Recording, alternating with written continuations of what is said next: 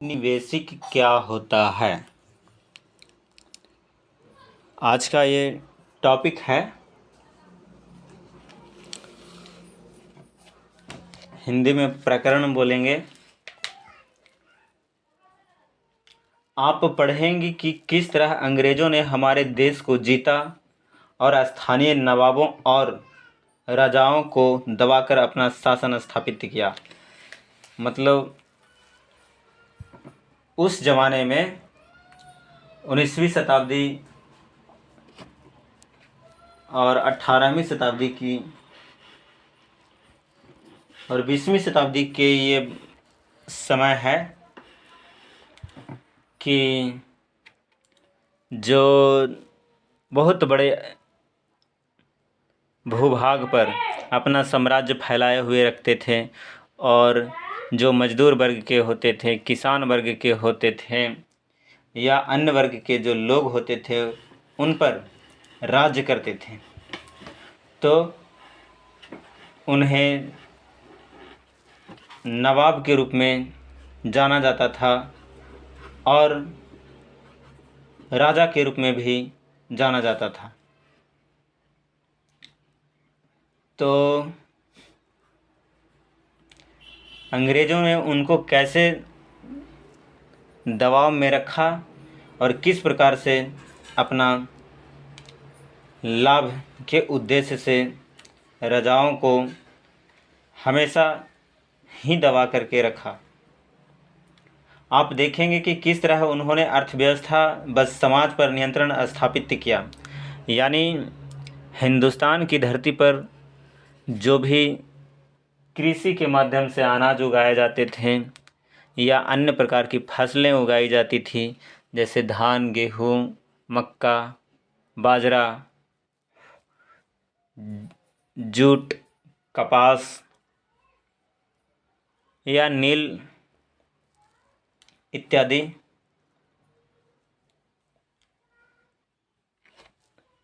और जो मजदूर वर्ग के लोग होते थे, जो काम करने वाले लोग होते थे, और उनके हवेलियों में राजाओं के महलों में, हवेलियों में काम करने वाले जो नौकर लोग होते थे या अन्य वर्ग के लोग होते थे, मजदूर वर्ग के लोग होते थे, गवाला वर्ग के लोग जो होते थे, उस पर किस प्रकार नियंत्रण स्थापित किया। आपने सारे खर्चों को निपटाने के लिए राजस्व वसूल किया। यानी जो खर्चा था उनका, अपनी ज़रूरतों की चीज़ों को सस्ती कीमत पर खरीदा, जैसे खाने की अनाज, पहनने के लिए कपड़ा और फर्नीचर बनाने के लिए इमारती लकड़ियाँ या अन्य प्रकार के उपयोग की जो भी वस्तुएं खरीदते थे, वे लोग सस्ते दामों में खरीदते थे। निर्यात के लिए, हिंदुस्तान से बाहर भेजने के लिए महत्वपूर्ण फसलों की खेती कराई। और इन सारी कोशिशों के कारण क्या बदलाव आए, आप ये भी जानेंगे कि ब्रिटिश शासन के कारण यहाँ की मूल्य मान्यताओं और पसंद नापसंद, रीति रिवाज व तौर तरीकों में क्या बदलाव लाए। यानी यहाँ के लोगों को किस प्रकार की खान पान पसंद था, किस प्रकार के पहनावा पसंद था, किस प्रकार के गीत संगीत पसंद थी, नृत्य पसंद था, या रहन सहन के तौर तरीके जो भी थे, यहाँ के सभ्यता संस्कृति को उन्होंने धीरे धीरे बदलना शुरू किया। जब एक देश पर दूसरे देश के दबदबे से इस तरह के राजनीतिक, आर्थिक, सामाजिक और सांस्कृतिक बदलाव आते हैं, तो इस प्रक्रिया को औपनिवेशीकरण कहा जाता है। लेकिन जल्दी ही आप ये समझ जाएंगे कि सारे वर्ग और समूह इन बदलावों को एक ही ढंग से अनुभव नहीं कर रहे थे। इसलिए इस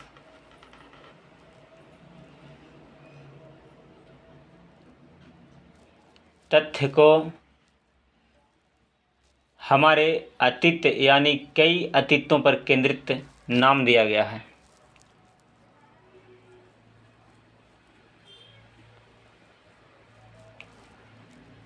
हम किस तरह जानते हैं?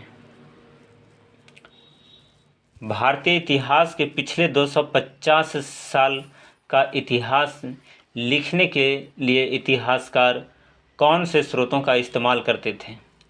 यानी किस चीज़ को इतिहास में लिखा जाए, किस प्रकार के कागज़ों पर लिखे जाए, या उस कहानी या घटना को किस प्रकार से संबोधित किया जाए, किन किन स्रोतों के माध्यम से जानकारियाँ इकट्ठा की जाए, ये सब बहुत ही सावधानीपूर्वक इस्तेमाल करते थे। प्रशासन अभिलेख तैयार करता है। अंग्रेजी शासन द्वारा तैयार किए गए सरकारी रिकॉर्ड इतिहासकारों का एक महत्वपूर्ण साधन होते हैं। अंग्रेज़ों की मान्यता थी कि चीज़ों को लिखना बहुत महत्वपूर्ण होता है। हाँ जी, किसी भी घटनाओं को या समाज में होने वाले उन गतिविधियों को जिस पर मानव जनजाति, आम जनजीवन एवं पर्यावरण पर कर्मबद्ध प्रभाव पड़ता हो, उनके लिए हर निर्देश, हर योजना, नीतिगत फैसले, सहमति, जांच को साफ साफ लिखना जरूरी था, क्योंकि ज़्यादा बढ़ा चढ़ा करके, तोड़ मड़ोड़ करके लिखने से लोगों को समझने में दिक्कत होती है। चीज़ों को, घटनाओं को सरल शब्दों में लिखा जाता था ताकि एक आम इंसान भी, एक साधारण व्यक्ति भी सरल तरीके से समझ सके। ऐसा करने के बाद चीज़ों को अच्छी तरह अध्ययन किया जा सकता था और उन पर वाद विवाद किया जाता था। इस समझदारी के चलते ज्ञापन, टिप्पणी और प्रतिवेदन पर आधारित शासन की संस्कृति पैदा हुई। यानी जो भी राजा महाराजा होते थे, नवाब होते थे, उन लोग शासन जो करते थे, तो शासन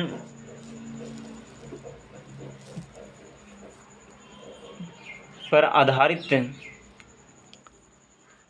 कुछ भी टिक्का टिप्पणी जो करते थे, वर्णन करते थे या जीवनी तैयार करते थे, तो शासन की संस्कृति को उसमें साफ साफ स्पष्ट रूप में, सरल तरीके से और क्षेत्रीय भाषाओं में भी दर्शाया जाता था। अंग्रेज़ों को यह भी लगता था कि तमाम अहम दस्तावेज़ों और पत्रों को संभाल कर रखना ज़रूरी है। यानी उन ज़रूरतमंद दस्तावेज़ों को, कागजातों को और पत्रों को, चिट्ठियों को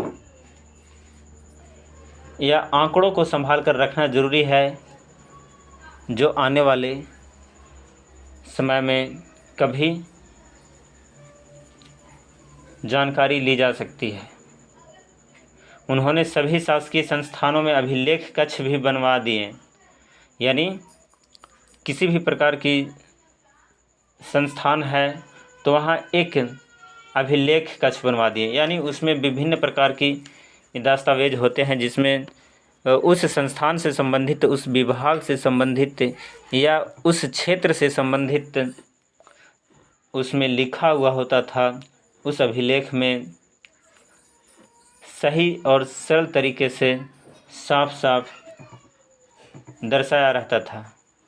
तहसील के दफ्तर, कलेक्ट्रेट कमिश्नर के दफ्तर, प्रांतीय सचिवालय, कचहरी, सबके अपने रिकॉर्ड रूम होते थे।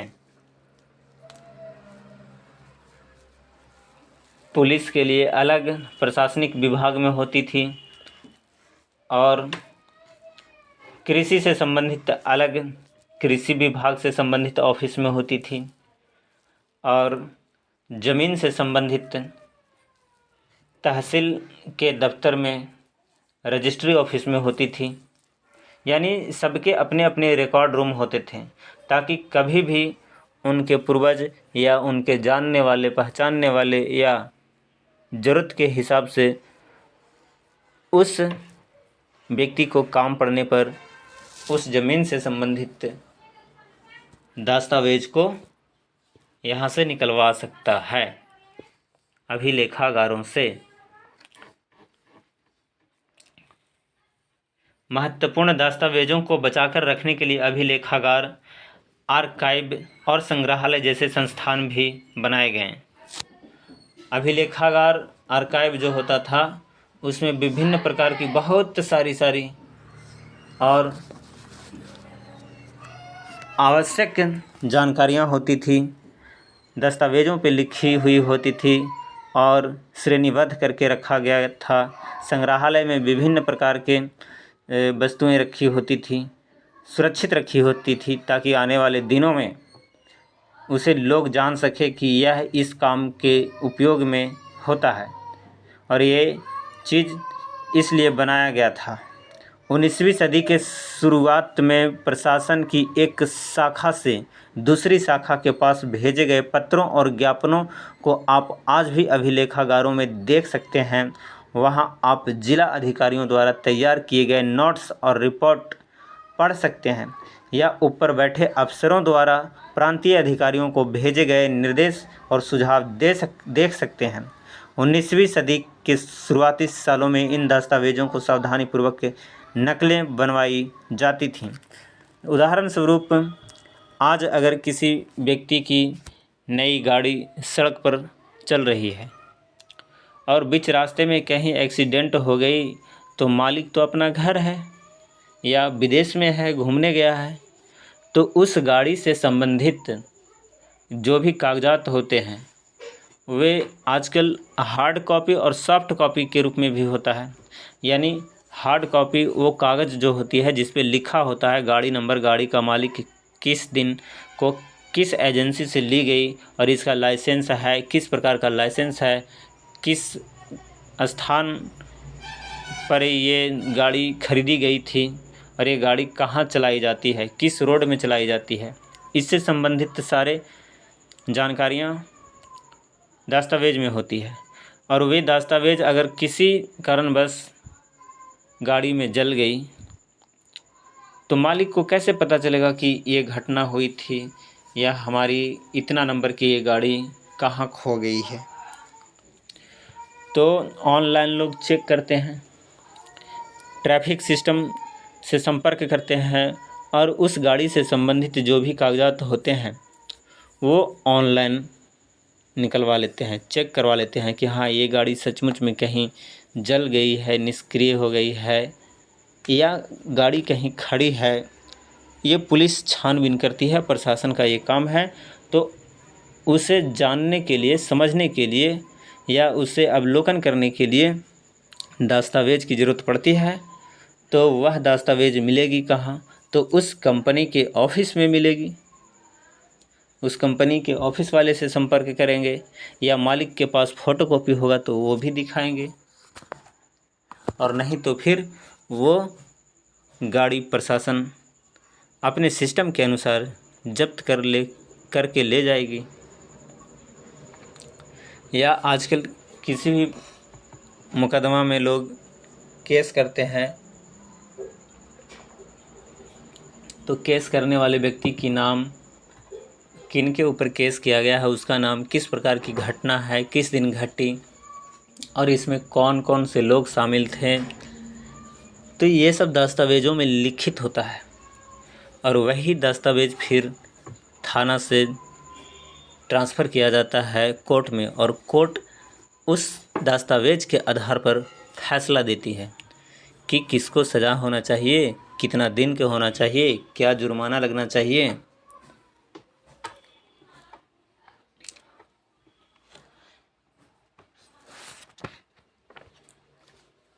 उन्हें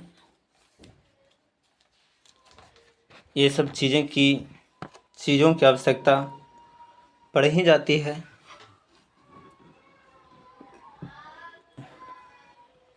जब नई दिल्ली का निर्माण हुआ तो राष्ट्रीय संग्रहालय और राष्ट्रीय अभिलेखागार दोनों ही वायसराय के निवास के नज़दीक बनाए गए थे। इससे पता चलता है कि अंग्रेज़ों की सोच में इन संस्थानों का कितना भारी महत्व था। उन्हें खुसन विसी के माहिर लिखते थे। खुसन विसी या सुलेखन विस ऐसे लोग होते हैं जो बहुत सुंदर ढंग से चीज़ें लिखते हैं, साफ साफ सुंदर अक्षरों में। 19वीं सदी के मध्य तक छपाई तकनीक भी फैलने लगी थी। इस तकनीक के सहारे अब प्रत्येक सरकारी विभाग की कार्रवाइयाँ एक दस्तावेज़ों की कई कई प्रतियां बनाई जाने लगी। यानी जब लोग मशीन से छापने लगे, मशीनों के माध्यम से, तो एक ही किताब का, एक ही दस्तावेज का बहुत सारे फोटोकॉपी के रूप में उपलब्ध करवाने लगे, यानी डुप्लीकेट तैयार करने लगे। सर्वेक्षण का सर्वेक्षण का बढ़ता महत्व। आइए जानते हैं। औपनिवेशिक शासन, जो आपको मैंने पीछे बताया कि औपनिवेश से आप क्या समझते हैं, क्या होता है। तो औपनिवेश वह होता है जो एक बहुत बड़े भूभाग पर, वहाँ पर रहने वाले लोग, उन कॉलोनियों में रहने वाले लोग, उन महल्लों में रहने वाले लोग और वहाँ काम करने वाले कारीगर, मजदूर या कृषक या अन्य प्रकार के जो भी कार्य में लगे होते हैं, उनके रहन सहन का तौर तरीका, खान पान और सभ्यता, संस्कृति, वहाँ का जलवायु, वहाँ का मौसम के अनुकूल पर्व त्यौहार, ये सब को औपनिवेशिक कहा जाता है। चूँकि लोग वहाँ पर दबाव में रहते हैं, राजा महाराजा या शासक के अंदर में रहते हैं, स्वतंत्र तो रहते नहीं, राजा के हुक्म को पालन करना पड़ता है, तो वह औपनिवेश ही कहलाता है। अंग्रेज़ों का विश्वास था कि किसी देश पर अच्छी तरह शासन चलाने के लिए उनको सही ढंग से जानना जरूरी होता है। 19वीं सदी की शुरुआत तक पूरे देश का नक्शा तैयार करने के लिए बड़े बड़े सर्वेक्षण किए जाने लगे। गाँव में राजस्व सर्वेक्षण के लिए इन सर्वेक्षणों में धरती की सतह, मिट्टी की गुणवत्ता, वहाँ मिलने वाले पेड़ पौधों और जीव जंतुओं तथा स्थानीय इतिहासों व फसलों का पता लगाया जाता था कि किस क्षेत्र में किस प्रकार की मिट्टी है, काली मिट्टी, गोरी मिट्टी, चिकनी मिट्टी या बलुई मिट्टी या लाल मिट्टी, और उस क्षेत्र में पाए जाने वाले विभिन्न प्रकार के पेड़ पौधे, सागवान, चीड़, शीशम, बाँस, ताड़, खजूर, बहेरा या अन्य प्रकार की औषधीय एवं फर्नीचर युक्त जो पेड़ पौधे होते थे, उनका सर्वेक्षण। और वहाँ पाए जाने वाले जनजाति, जैसे विभिन्न प्रकार के आदिवासी लोग, जंगल झाड़ों में रहने वाले इंसान या अनुसूचित जनजाति लोग,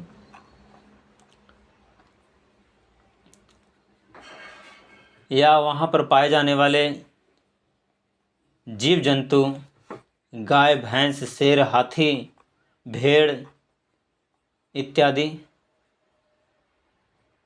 सांप, बिच्छू जो बड़े पैमाने पे मिलते हों, तथा स्थानीय इतिहासों व फसलों का पता लगाया जाता था कि किस क्षेत्र में कौन सी फसल बोई जाती है।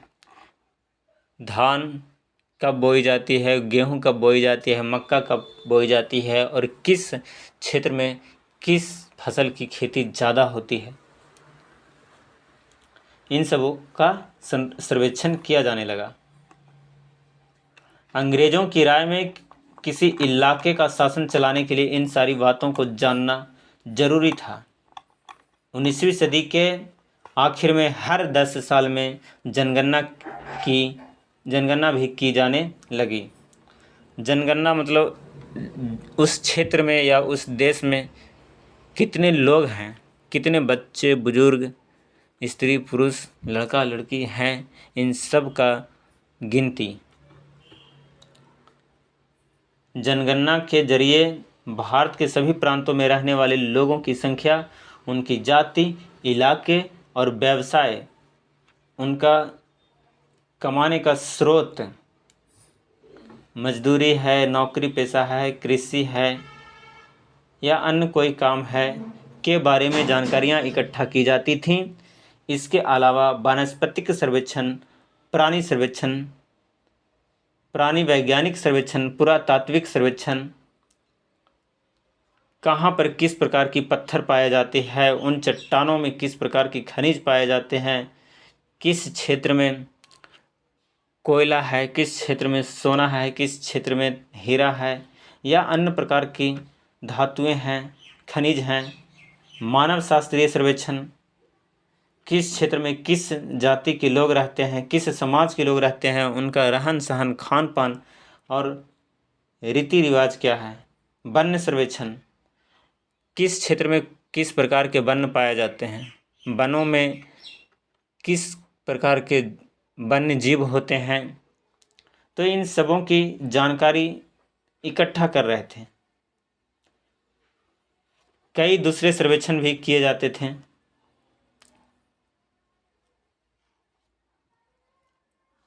और ये सारे जानकारियाँ उन दस्तावेज़ों में लिखते थे और दस्तावेज़ों को सुरक्षित एक अभिलेखागार में रखते थे ताकि कभी भी किसी को भी ज़रूरत पड़ने पर यहाँ से ले सके, फ़ोटोकॉपी मांग सके और अध्ययन कर सके।